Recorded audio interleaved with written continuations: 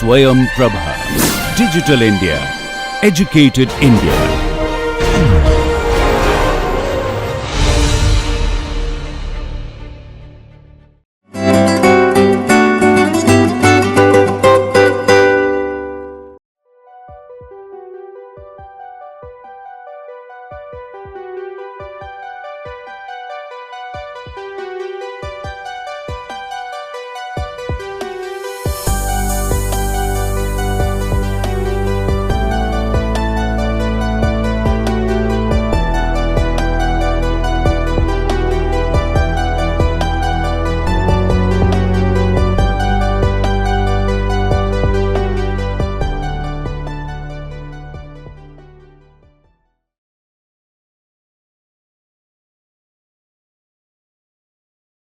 Dear students, welcome to our next lecture on interpreting Lagrange multipliers. In this deck of slides, we are going to discuss what is the interpretation of Lagrange multipliers and also solve few examples to understand its implication. So, we will begin with a quick recap of what we have already covered and how Lagrange multipliers was introduced, and after we do a quick recap, we will look into the topic that we are going to discuss today. So, if you recall, we discussed about general optimization problem where we have an objective function f of x, where x itself, since I represent it in bold, can be seen as vector of x1, x2, x3 all the way till xn, and it is subjected to certain number of constraints. In this case, we are talking about m constraints, and these m constraints also have these x variables in input in that. So, for example, first constraint could be some g1 of x equal to 0, second is g2 x equal to 0, and similarly we have these m constraints, and there is no condition on g of x that it can be linear, it can be non-linear, and so on. So, this applies to all the equality constraints that we are going to talk about. Only another condition is that x should belong to the real number, or the x vector should be r raised to power n, or should be belonging to the real class. Now, first step we did is that we constructed the Lagrangian, and in case of equality constraints, our Lagrangian was looking as L as a function of x and lambda. Wherever I am going to mention x, I implicitly means the vector. So, I am not going to repeat that particular part again and again. So, Lagrange is function of f of x minus lambda times g of x. Please note that we introduce as many Lagrange multipliers as many constraints. So, if we have in this case m number of constraints, m number of Lagrange multipliers would be introduced, and all the conditions whenever applicable would be binding on all these m number of Lagrange multipliers. So, next step we did is that once we have our Lagrange function written, we do the partial derivative with respect to all the variables, that is del of x1 of Lagrange equal to 0, del with respect to x2 of Lagrange equal to 0, all the way for Lagrange x n equal to 0, and we also ensure that since it is also differentiated with respect to the respective lambdas, these give back our constraint conditions to us. So, in addition to the n differentials with respect to variables, we also have m differentials with respect to each of the lambdas that we introduced. So, I should not be saying that it is an addition. All I want to say that we would end up with n plus m number of equations.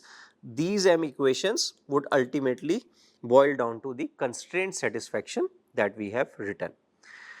And we also learned that at the optimality, the gradients of our objective function and gradients of our constraints are uh, just touching each other, uh, or I would say they are in the same direction, because the tangents at this particular point of optimality or point of interest, they align or they are in opposite directions, and hence we can say that the gradient of f of x is proportional to gradient of g of x, and hence the Lagrange comes into picture, and this was more of the gradient interpretation at optimality. What we also learned is that at the optimal point x star, the gradient of objective function is a linear combination of gradients of the constraints.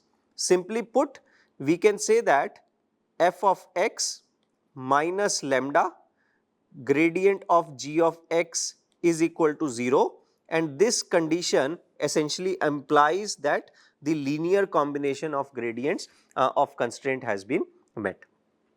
Then we also spoke about the second order constraints, that is second order conditions, that is while first order conditions give us necessity, they does not imply that these conditions are also sufficient to guarantee that the point indeed is minimum or maximum. So what we did is that we examined the definiteness of the bordered Hessian matrix, which stemmed from the fact that we were looking into expansion of f of x plus h around the point of optimality, which was f of x star plus h of f dash x star plus h square by 2 factorial f double dash x star. This was the case when we were talking about univariates, single variable function. However, when we expanded the multivariable function, we would not exactly get h square by 2 factorial f double dash x star. We would get a term which is very similar to that, but it would be in form of a matrix. So, instead of looking at the sign of this particular term, we look into the sign of the matrix itself, which is done through examining the definiteness of that particular matrix.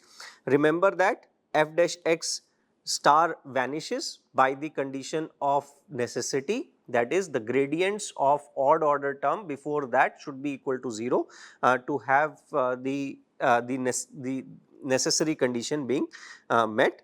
And when we check into the sign, that corresponds to the maximum of minimum, given that we are able to establish the definiteness. A quick recap: if the Hessian matrix was positive definite matrix, we were looking at minima. However, if Hessian matrix was uh, negative definite, we were looking at maxima. In the case of Lagrange multipliers, we used a modified form of Hessian, what we also called as bordered Hessian, where we had a padding of 0 and gradient of g's occupying the two corners, and the conventional Hessian matrix, which is also double differential of Lagrange with respect to the variables involved occupying the rightmost corner. And after looking into HB, we established whether HB is negative semi-definite or positive semi-definite, and we used the rank method as well as establishing its semi-definite and positive definite using the direct method of perturbation, which we will not worry about. But in summary, what we have already learned is that we learned the mathematics surrounding Lagrange multipliers, how to deal with them and so on. However, in the context of optimization, and optimization specifically applied to decision making in the context of infrastructure planning and management, one organic question that we should ask is that how does the Lagrange multiplier lambda relates to changes in the constraint itself? In other words, if we have to interpret lambda in terms of some tangible quantity, what that would be? So, the concept here is that the Lagrange multiplier lambda itself measures the rate of change of the optimal value of objective function with respect to changes in the constraint boundary. Let us try to simplify this particular statement and understand what we want to say. So, if you remember, we learned about a problem, that is maximize x square y and it was subject to some constraint which was given as x square plus y square is equal to 1. If you recall, this constraint boundary would correspond to a circle of unit radius 1, and when we were looking into maximization of x square y, we were able to locate our point of interest somewhere in the first quadrant, and of course its mirror image will also exist in the second quadrant, but we are not concerned about it as of yet. So, we can focus on one point, and the same answer with negative x would also apply in the second quadrant. So, if I focus on this particular point, that is in the first quadrant, we can easily apply the concept of Lagrange multipliers and find the maxima and minima and check it for sufficiency condition. And it is a long mathematical process that we all followed. Now, what happens in real world sometimes is that now if we are given more leverage here, that is, we say that now instead of constraint x square plus y square equal to 1, we end up with a new constraint which is x square plus y square equal to 2, for example.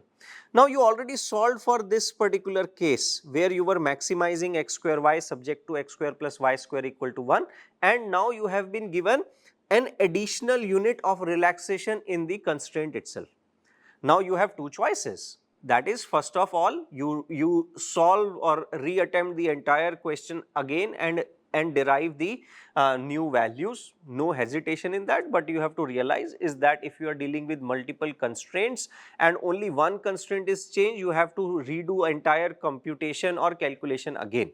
So, the second option is that if we understand what is this Lagrange multiplier interpretation, then it would be easier for us to deal with that. So, what we will show here is that mathematically lambda is equal to gradient of f at the optimal value with respect to the b itself, and using this particular concept, if there is small change in b, we should be able to find what would be change in optimal value of f uh, around the point of optimality if this delta b is a small change. That is, change in f would be lambda multiplied by del b. So, if I constrain change by 1 unit and let us say I calculate lambda to be 0.5, I can simply say that change in the optimal value whenever there is change in b would be 0.5 multiplied by whatever is the change in b is equal to 0.5. So, if my initial optimal answer was let us say 16, and if I change the constraint by 1 unit, I should be looking at new value of optimality as 16 plus 0.5 equal to 16.5. Please note that all these values are hypothetical and not the exact solution of here, but this is just to show you a very simple case that how these changes in delta f can be computed easily if we know the Lagrange, and there are certain pitfalls that are associated by simply multiplying and adding that we will also learn as we go forward. So, let us look into a quick mathematical derivation around this sensitivity of optimal value. So, we state our problem as a maximization problem that maximize f of x subject to g of x equal to b. We can write this as in our standard form as g of x minus b is equal to 0, and our Lagrange function would look like Lagrange of x lambda is equal to f of x minus lambda times g of x minus b. Now, since we have this Lagrange function, we are at the optimality, we also learned that they would align parallel or anti-parallel to each other. Why I said anti-parallel? Because there is no constraint on sign of lambda. So, we can simply say that del of f of x minus lambda times del of g of x equal to 0, and second equation gives us g of x equal to b.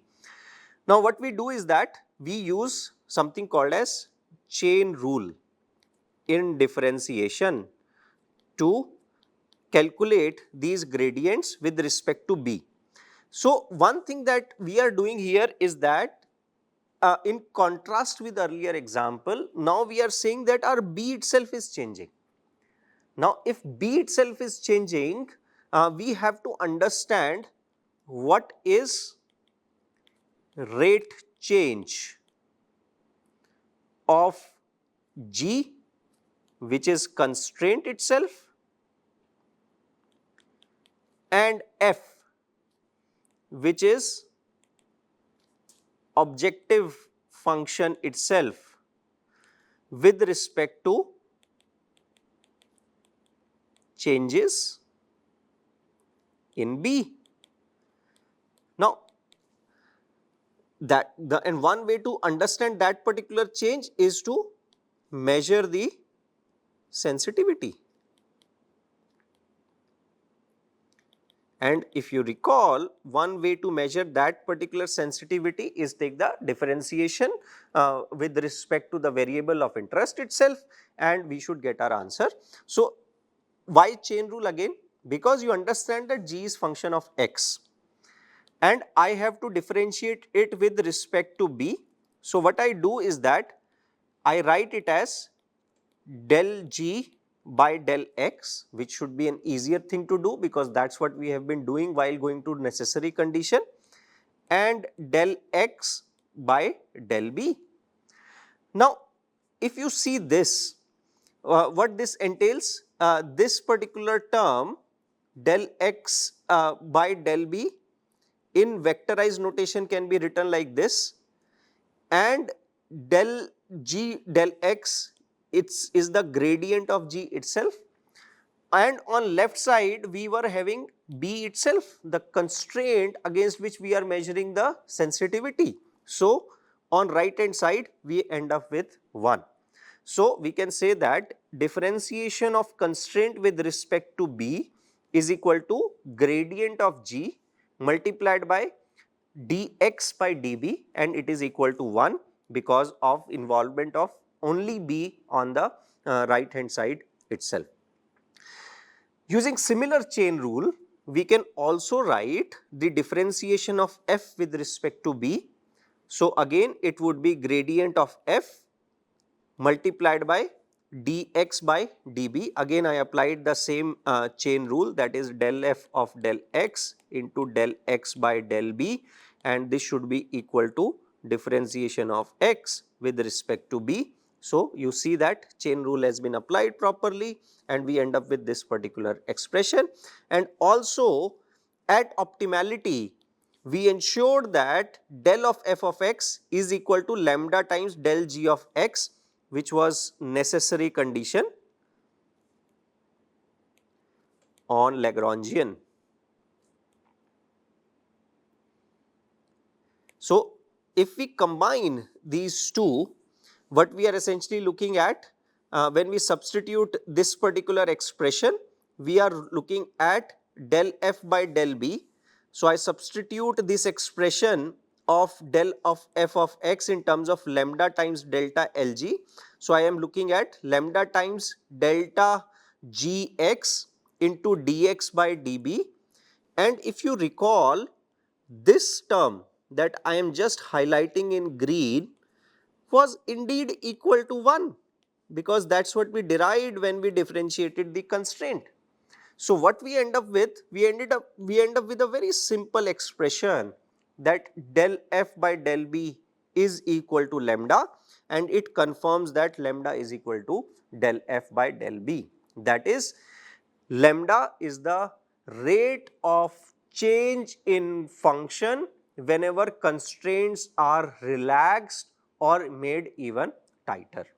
What is its implication, and why we have to be also a bit cautious about that, that we are going to discuss as we do some examples. Again, our standard example here is that we have an objective function f of x of y equal to x square y subject to x square plus y square equal to 1.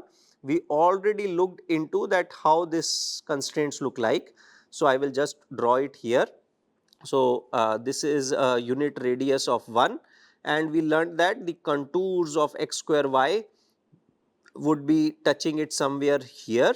We already knew this particular answer, and when we solved that, we were able to write the Lagrangian as x square y minus lambda x square plus y square minus 1.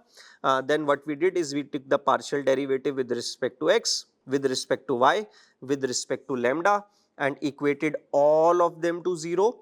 When we equated all of them equal to 0, from first equation we got two possibilities. First one was x equal to y as 0, and in second case we got that inner term 2y minus 2 lambda equal to 0, which gave us lambda equal to y. Later on we would learn that this corresponds to a trivial solution, and hence we would also be discarding that, because we will also see that the second case would give us a solution that would matter us the most, because it would indeed give us a value higher for maxima and lower for minima as the case applies. And then when we applied x equal to 0, we got that the value of function f0y comes out to be 0. Again, as I mentioned, it's a trivial solution. But when we looked into y equal to lambda and substituted it into our equations of x square minus 2 lambda y equal to 0, we got value of y square as 1 by 3. This is the same example that we solved in the previous video, but here I am just doing a quick recap so that we built on from the solutions without going back to the previous lectures completely. So when we solve that, what we got is that we got y is equal to plus minus 1 by root 3. Remember, our function is x square y. It would not depend on sign of x because it's already being squared. It will depend on sign of y. So you can intuitively sense that positive value of y should ideally take us towards maxima, and negative value of y should hint towards the minimum value, and that is indeed the case. So y would have two possibilities, 1 by root 3 and minus 1 by root 3, and for x we also get two answers, plus minus root 2 by 3. We can also write it like that. So we will have maximum value corresponding to x equal to root 2 by 3 and 1 by root 3. So this would give us maximum, and for minimum we will have values of root 2 by 3 and minus 1 by 3. So all the four quadrants would be covered, and as we learned that lambda is equal to y, so we will get two values of lambdas as plus minus 1 by root 3, and when we computed f star, that is optimality, we get the value as 0.39. So this was the maximum value of f for the point of interest. You also see that f star in one case was coming out to be 0 when x itself was 0. This certainly is an improvement when we are looking for maximum. So we would go with this particular choice in all the feasible solutions, that the maximum value of f star in this particular case corresponds to 0.39. Now, if you recall that the relationship between lambda and f is that del f is equal to del c, or lambda comes out to be 1 by 3, 1 by root 3 is 0.5774.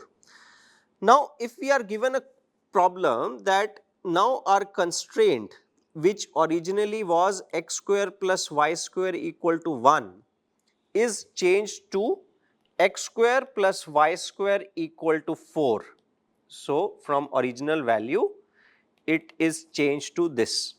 So, now what happens is that del c comes out to be 3.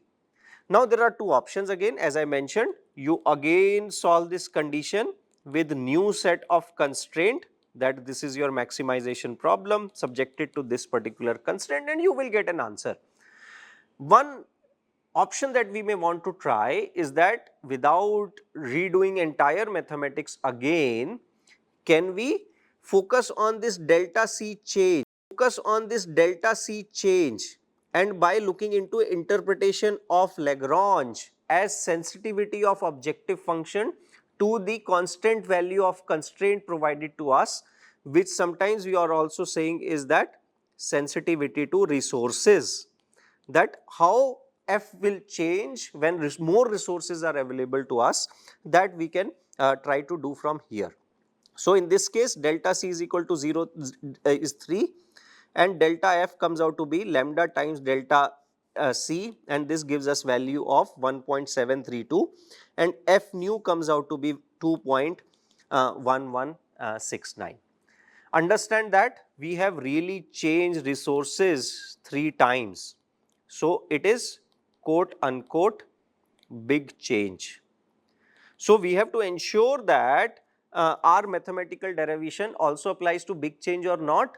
For that, what we will do, we will do the exact calculation, and from exact calculation we found that f exact comes out to be 3.07, whatever we estimated was 2.11. So, there is a significant difference of 0.7. Now, a question arises, why this 0.7 is coming? Was our mathematics incorrect or was our interpretation incorrect? I would say our mathematics was absolutely right and our interpretation is also right, but there is one very subtle thing that I want to highlight through this particular example, that again finds its roots in Taylor expansion. If you remember, we are interested in that how the value of function will change when additional delta c is made available to us. If you go by Taylor expansion, we said that we can fc plus h times del f by del c plus h square by 2 factorial del square f by del c square and more higher order terms. Now, we were learned that this is equal to lambda. So, we were simply saying that this in the vicinity can be approximated by this particular lambda. In this case, h is equal to delta c. So, h itself is delta c. So, this becomes delta c into lambda. So, original value plus lambda multiplied by delta c should give us f of c plus delta c. This is exactly what we did, is that delta f is equal to lambda times delta c. We added it into original value and got our answers. One thing that we missed here is that now this delta c, which is also captured through h in our Taylor expansion, is a large enough of a quantity. So, higher order terms cannot be ignored anymore. So, now this term h square by 2 factorial itself becomes 9 by 2 factorial, because we are talking about change of 3 units, and by this Taylor expansion this should be a very small variation around the point of interest. So, if these terms or higher order terms become significant, we no longer can ignore higher order differentials, as a result of which there would always be a gap between this new and exact. So, in summary, what we have learned is that Lagrange multiplier lambda indeed gives us the rate of change of optimal value with respect to C. For small changes in C, we can definitely approximate delta F is equal to lambda delta C. However, for larger changes, these estimates become less accurate and the exact calculation is preferable, what we have already learned in the previous lecture. But the key insight is that we should remember is that sensitivity of optimal value to C is indeed captured by lambda. So, in addition to being a geometric entity, this also relates to the availability of constraints. Later, when we will go to linear programming problems, we will learn something about the shadow prices. This lambda is also an indicator of the shadow prices or the costs associated with the constraints, and help us decide that which particular constraint should be relaxed to increase the profits or reduce the costs. Now, let us look into another problem which is related to the number of trips that we have to make and the costs associated with that, and try to see that whether we are able to apply this same concept of Lagrange multipliers and so on. So, let us say that n are the number of trips and the cost coefficient, what is the cost that we are putting is proportional to some cost coefficient. So, our objective in real world is always to minimize the cost. So, we want to minimize the cost of number of trips and it is equal to an square. However, purpose of trip is to meet the demand. If you think in the context of infrastructures or in context of supply chain, of course, you would like to minimize the cost, but you would also make sure that the demand is met. So, you want to have at least n number of trips. If capacity of each trip is W, you want to ensure that the D demand is exactly met. Understand that we are applying an equality constraint here, but if we say that at least this should be met, this should become NW should be greater than equal to D. But we will talk about the second case later, so we can focus on a simplified example of these equalities here, where D is the total demand in turn. We are required to solve this particular problem and find first of all what is the optimal value of this particular solution. So, if you remember, we again start with the same fundamental concept, write the Lagrange functions, which is equal to an square minus lambda nw minus d, and this does ensure that we have enforced the equality constraint. Then what we do is that first we differentiate with respect to n, then we differentiate with respect to lambda, equate both of them equal to 0. Second case would help us recover the original constraint, and first case we can see that n is equal to d by w if we equate to 0, and when we solve for lambda we get 2ad by w square. So, n w equal to d was also our constraint. So, it stems from equation 2, and equation 1 gives us lambda is equal to 2ad upon w square. So, we come out to be optimal value of n star as dw, and the optimal cost c star comes out to be ad square by w square. So, this was a very straightforward easy mathematics for us, that is it is proportional to the square of d and inversely proportional to square of w. So, again lambda in this case is a quantity of interest, because let us say that now more demand is made available. So, from d if we go to delta d, we can ask that what would be the new value of optimal cost involved. So, we will try to solve it using this interpretation of Lagrange multiplier that we have learned and see that what would be our answer.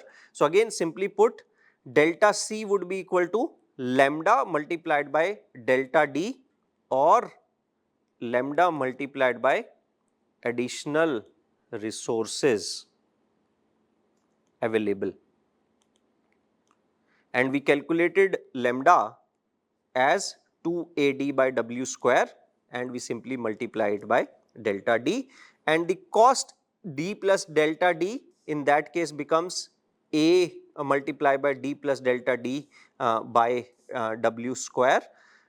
So, when we calculate the changes here, this is simply the c d plus delta d minus c dash d, or c d is equal to delta c plus c star d plus delta d. So, let us put some numbers here to make sense of what we have been doing. So, now we are given is that A is equal to 100 per trip squared, W is given as capacity of each trip is 10 tons per trip, and D is equal to 100 tons and delta D is equal to 5 tons. Now, when we compute the optimal cost C star is simply uh, A into D square by W square. So, this is our A. So, we will go there.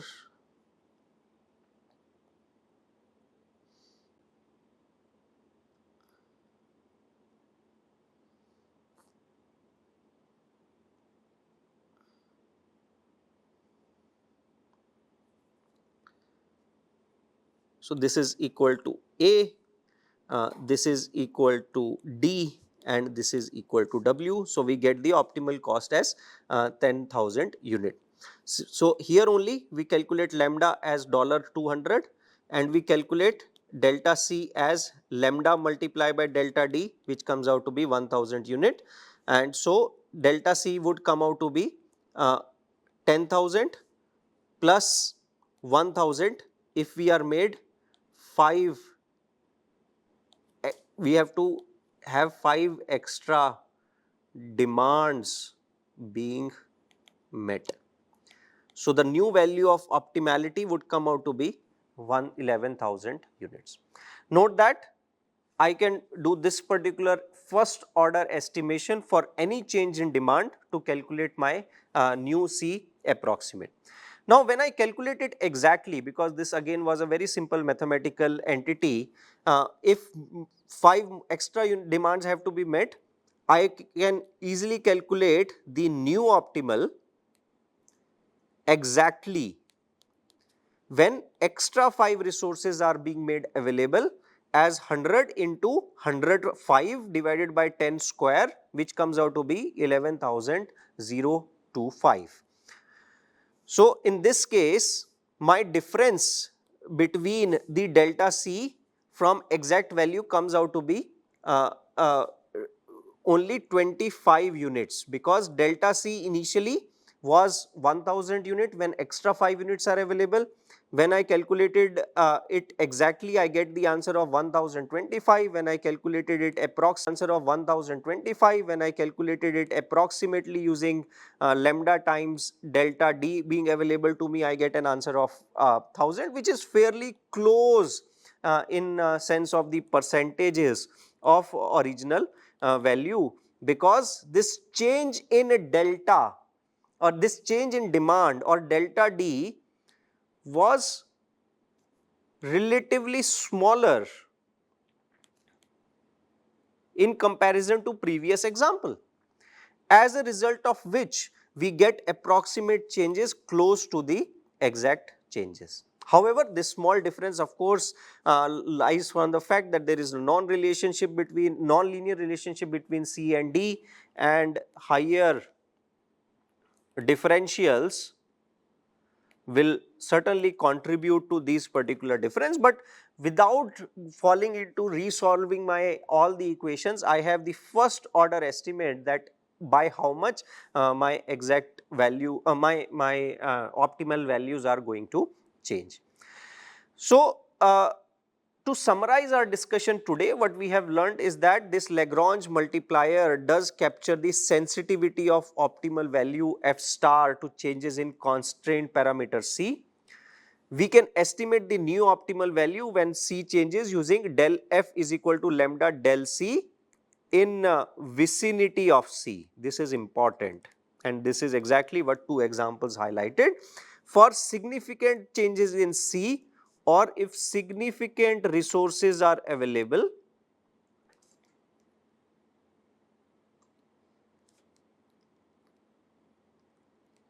we should always stick to the exact value using Lagrange multiplier, checking for necessary condition and sufficient conditions.